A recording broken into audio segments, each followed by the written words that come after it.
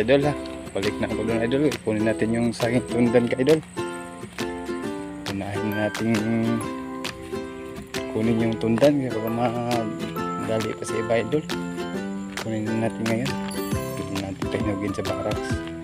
Gulang na din naman siya ka idol. Sarap to idol. Tapos mo kumain. Liit na yung puno na yan idol oh. Yung may bunga idol oh. Ayan. Idol, kunin natin idol.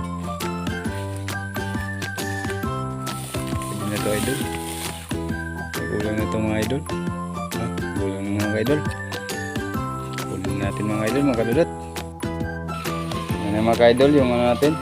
Punta natin saging.